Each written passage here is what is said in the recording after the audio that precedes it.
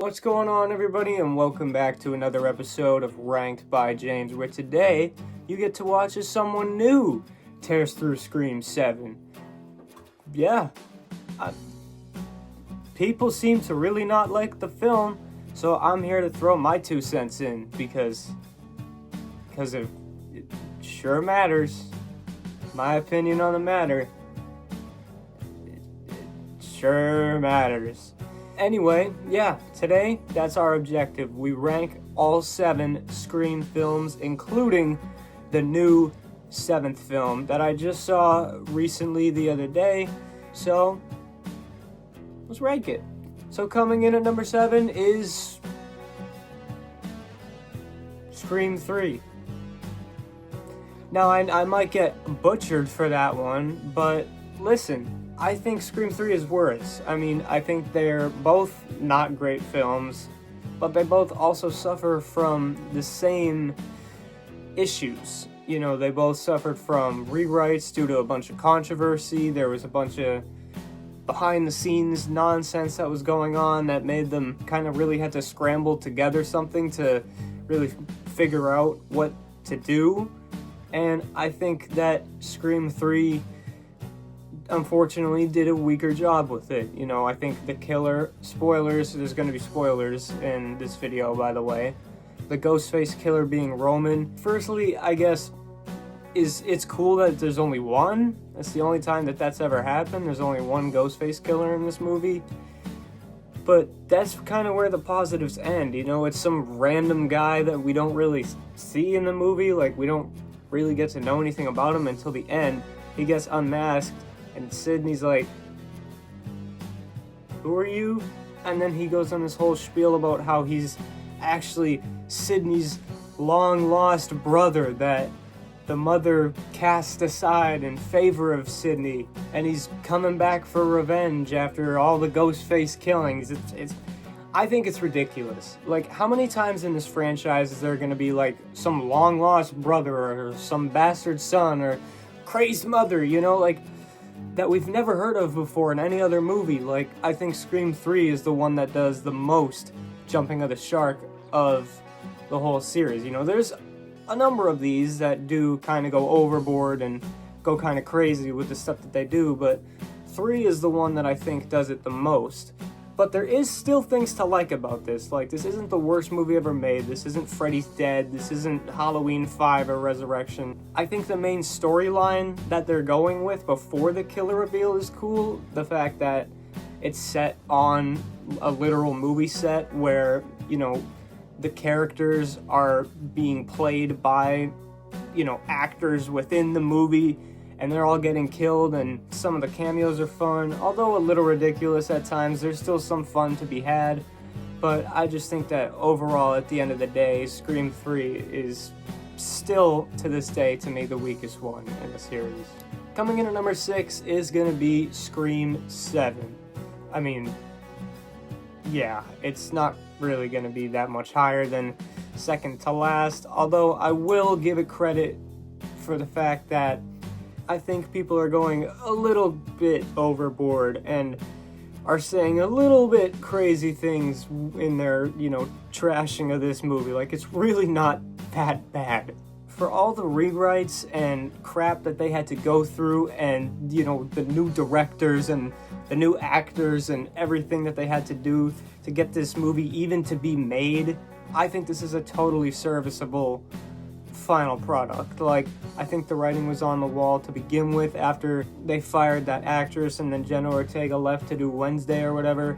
Although at the same time, serviceable doesn't exactly excuse this movie for having the flaws that it does have. I mean, it does have, I think, the weakest characters in the series. Like, you won't remember a single one of their names outside of Sidney Prescott and Gale Weathers.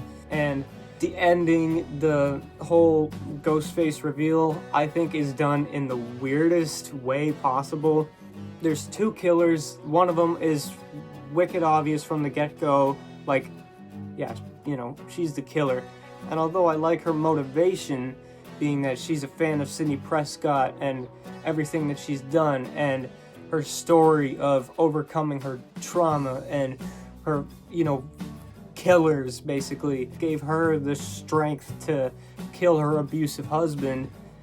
And then all of a sudden, she chickened out of the previous film, The Killings in New York, and now she wants to get revenge on Sidney for, retiring or losing her luster or whatever. I think that that's pretty cool. The other guy was just some random guy in some random scene that we never even saw after. Just literally, he's in one scene, and then he comes out and he's also reveals himself, and he's like, I know in that one scene I worked in the morgue, but I used to work for Google in, AI tech support, so that's how I got involved in this whole thing. Like, what? That's his whole explanation. His whole thing. There's no explanation of how he got in contact with her. There's no explanation of why he would want to kill Sidney. That's it. He's just like, I use Google, so I want to kill you. And also, the way that she explains to Sidney makes us as an audience so confused. It's like the orb of confusion from SpongeBob is just in the audience. Because she's like, because Sidney and then you didn't go to New York, and then there was a killer, and I killed my husband.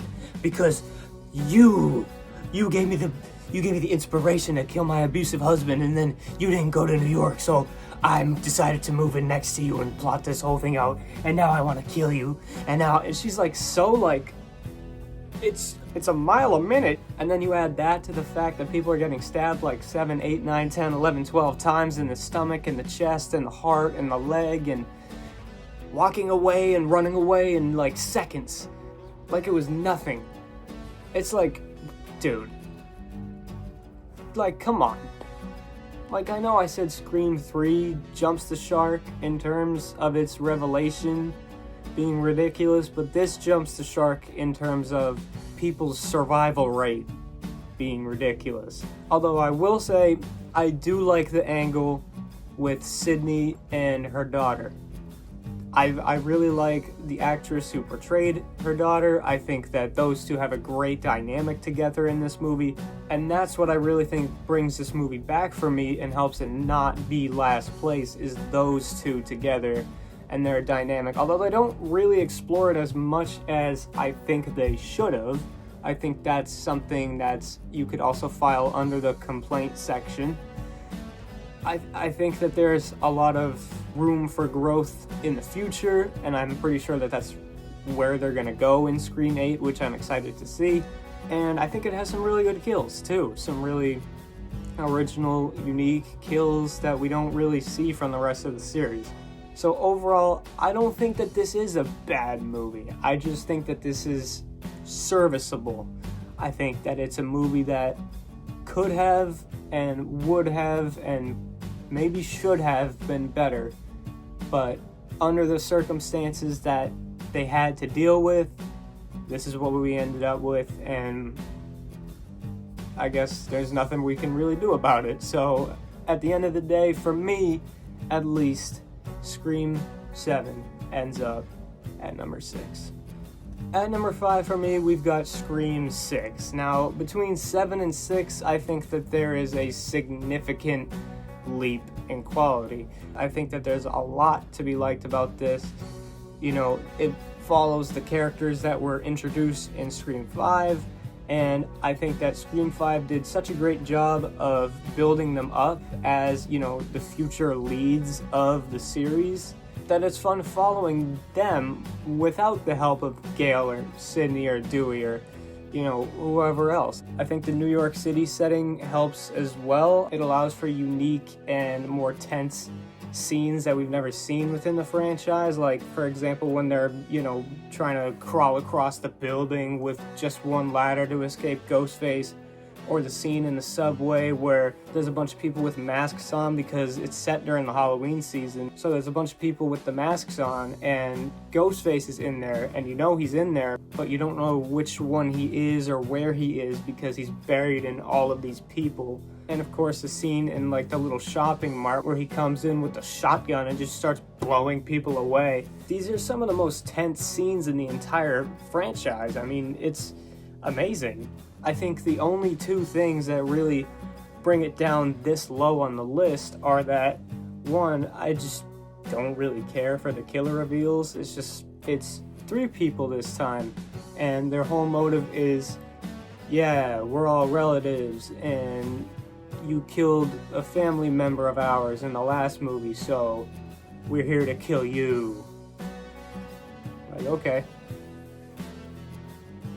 You know, like, it's just kind of deflating as a reveal, and again, it suffers from the same thing that 7 does, where people are getting stabbed 7, 8, 9, 10, 11 times, like, all over their body, and just walking out perfectly fine. You know, you find out all these people are like, oh, this person's in the ambulance now. Like, you get to the end of the movie and like you see like this person and this person and this person in the ambulances, and it's like, how are you alive? Like, I haven't seen you since you got stabbed 19 times. But here you are at the end of the movie, and I guess we'll see you in the next one. It's like, dude, like, that's somehow the most unrealistic part about these crazy slasher films is the number of people who actually do get out of it alive. But other than that, even with the absence of Dewey and Sidney, this is still a really good movie. Coming in at number 4 is Scream 5. Now, this is the first movie of the, I guess, newer generation Scream films, and I think it's the best, easily. We get a truckload of new characters here, and almost all of them stand out and have significance, while at the same time we also get the legacy characters coming back as well. And everybody plays a part, and it's really great. I think that the killer reveals, although the actual like people themselves honestly could have been anyone, I will say that the motive was pretty cool. We got these two super fans of the Stab franchise, which for those who don't know is the movie series within the movie series that is depicting the events of the original Scream as a movie within the series. You know what it is. If you're watching this video, you know what it is. And they've become disappointed with the recent lack of quality in the Stab franchise. So they wanted to give the Hollywood writers new material by going out as Ghostface once again and trying to kill Sidney and Gale and Dewey.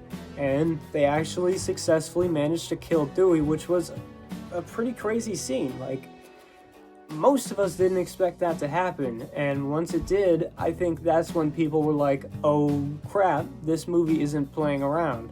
And that's something I really like about this, is that it's new, it's fresh, it touched on all the new things perfectly, like the meta aspects of this.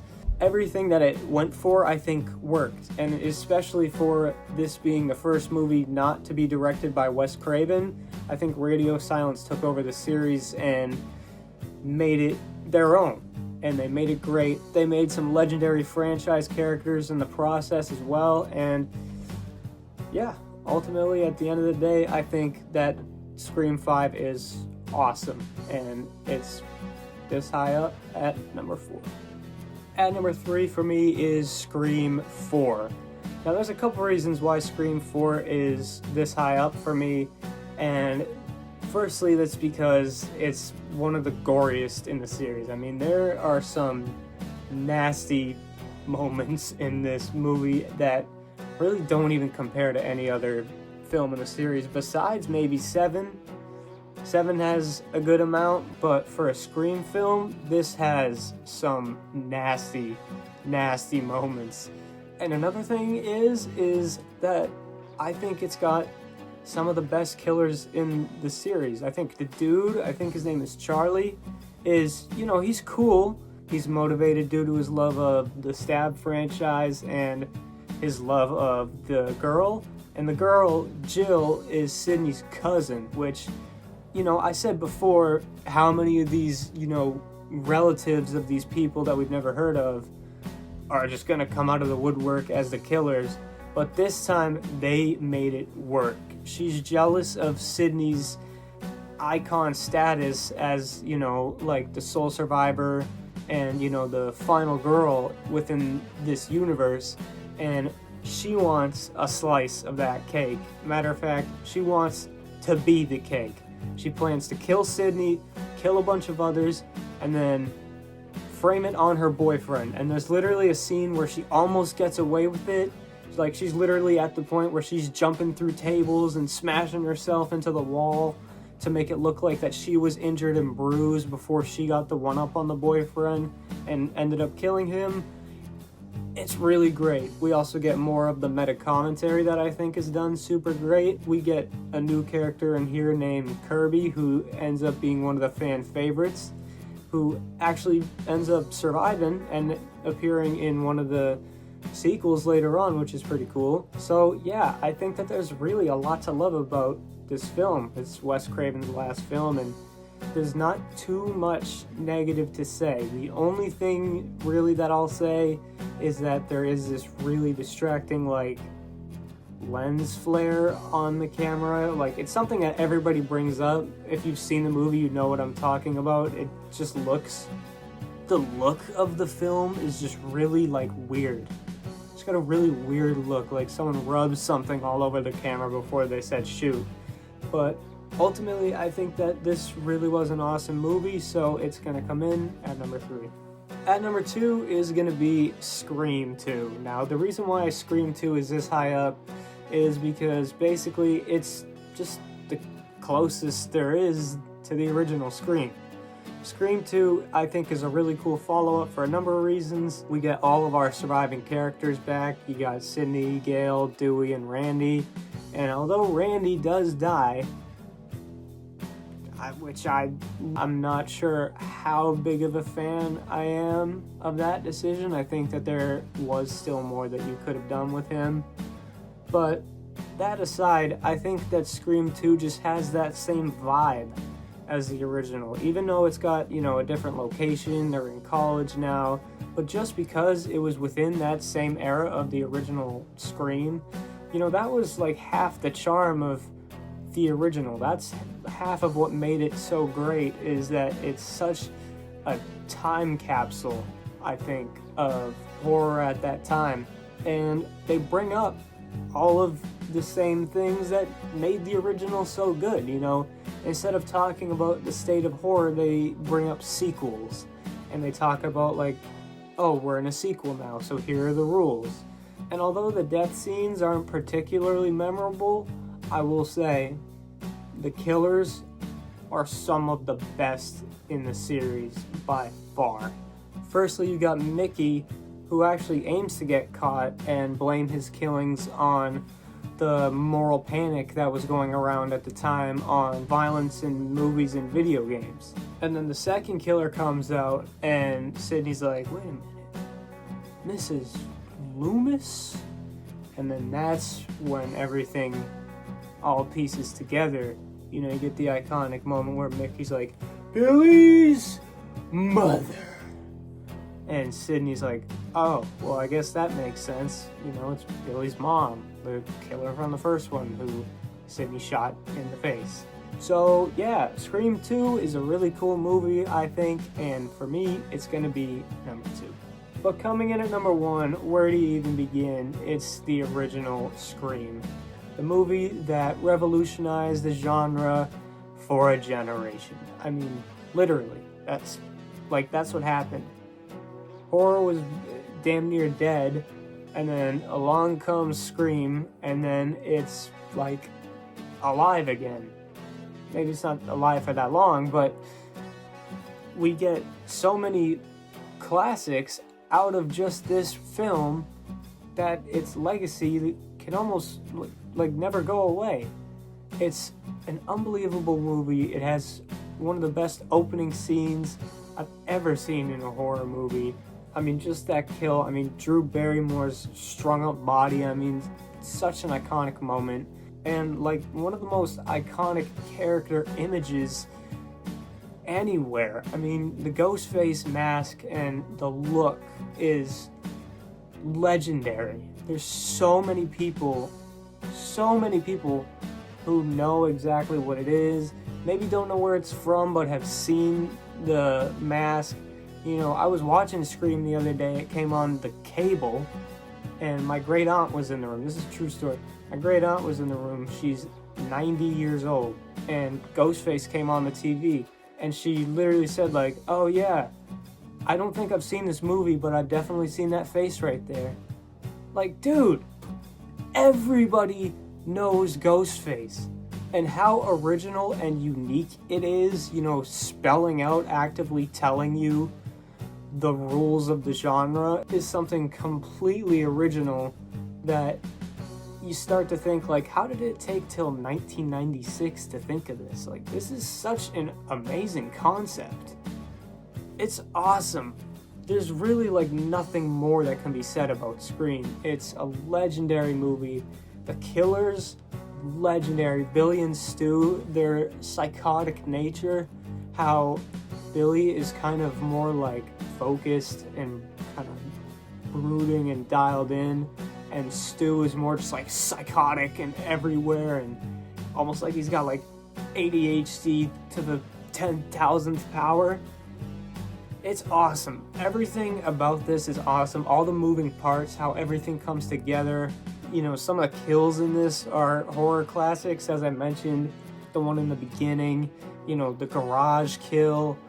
It's awesome. Scream is awesome. And for me, and for the rest of the world pretty much, it's going to be number one. So thank you for watching my ranking of the Scream series. How would you rank them? Let me know down in the comments, and let me know why for each and every one. If you made it to the end of this video, I thank you very much. However long this is, if you watched all the way through, that's insane. So thank you all very much for watching my ranking of Scream. I'm not going to hold your time any longer, and until whatever my next ranking is, see y'all later.